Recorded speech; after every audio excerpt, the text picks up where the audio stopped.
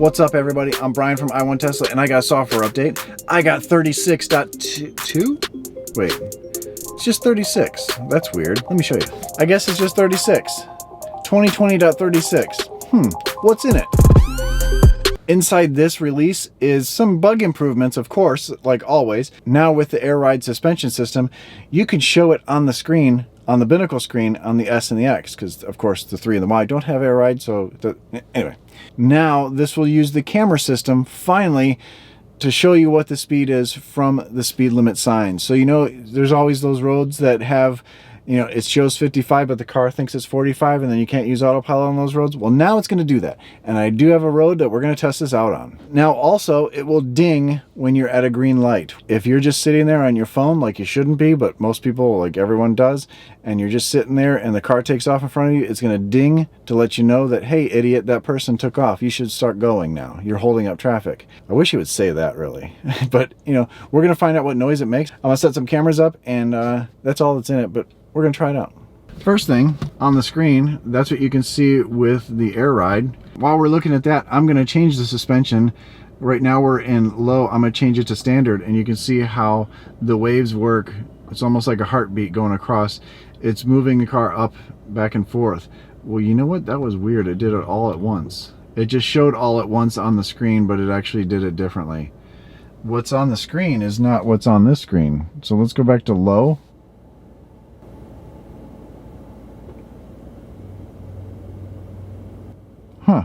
They changed this up a little bit too, because this would normally do front and back. It does kind of flip back and forth. You can feel it go back and forth, but it's showing them working together at the same time on the screen. So they have tweaked the air ride suspension a little bit, where it's not so much back and forth or waiting for the front to go back and the back.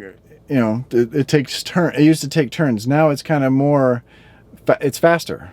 It just works faster. Wow. It was so hard to say. I don't know why it was so hard to say, but anyway, you get my point. That one was kind of boring. Let's go try out the other stuff. So you can see the suspension working right there on the screen. Really not useful at all, because it doesn't tell you a height at all. And as if it's in low or anything, it should tell you right below that if it's in low, medium, or low, high, or very low. Right there, it's just showing a graph of anything. It's not really giving you any data that you can use. It actually should show you the tire pressure. That should be the gauge for that. Let's go find some lights.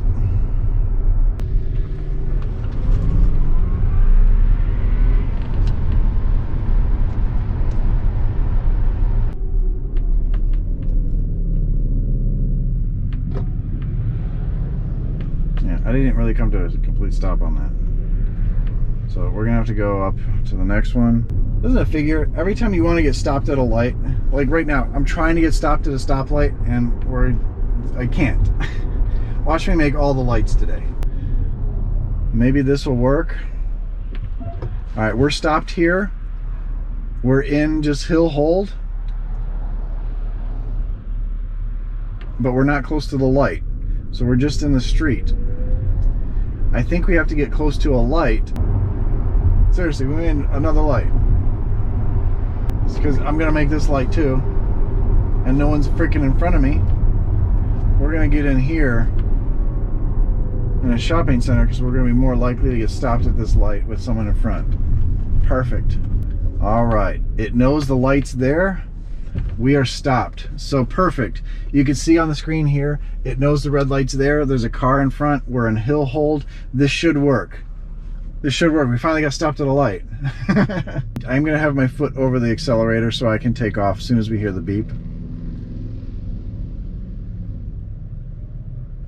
It didn't beep. It didn't beep, and this guy took a chance to go in front. What did I do wrong?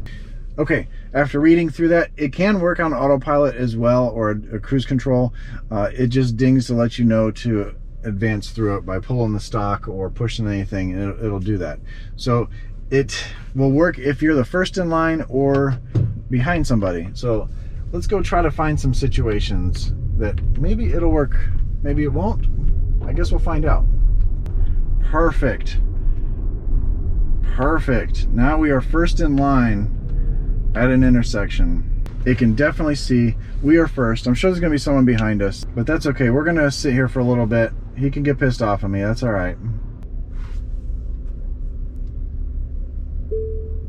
Hey, it was just a ding. All right. That's actually pretty calming to let you know that, hey, get off your phone. The light's green. That actually is pretty nice. Took a little bit to get to it. Now let's try it here in an autopilot situation. It knows it's red, so we're stopping at the light. And now that we're stopped here, wow, that rolled back a little bit. Let's see what it does as far as the light turning green. Probably should put my turn signal on. We are going to be turning, so I'll have to take over in this intersection. It won't make the turn, but it'll start to go at least. We'll get the ding notification, and then I probably have to just pull back on the stalk to allow it to go forward, and then probably the red hands will pop up right away.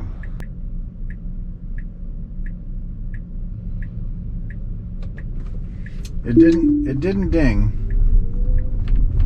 I'm not sure if it didn't ding because it was a green light or green arrow.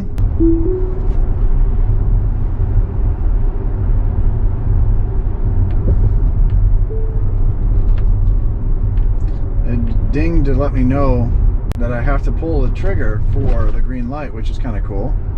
See, now it's dinging to let me know again. I pull. That's actually kind of cool. Now let's see what it does here. It's a red light.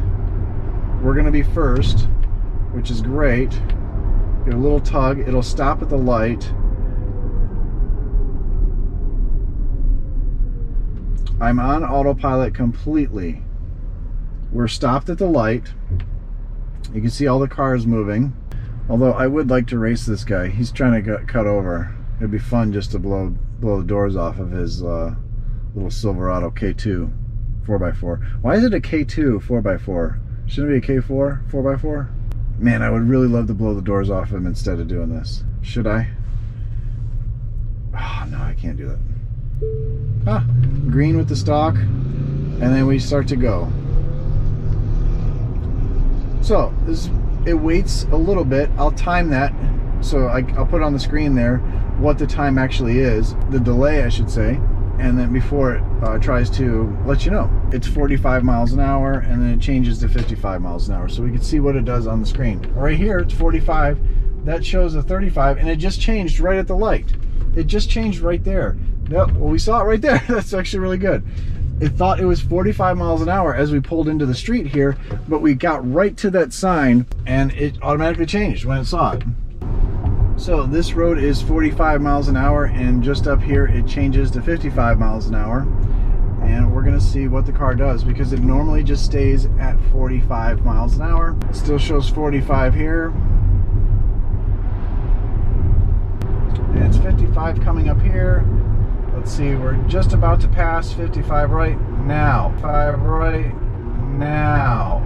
And it just changed. It just changed to 55 right at the speed limit sign. So it doesn't go any sooner or after, because I guess right at that speed limit sign is right where the speed limit changes.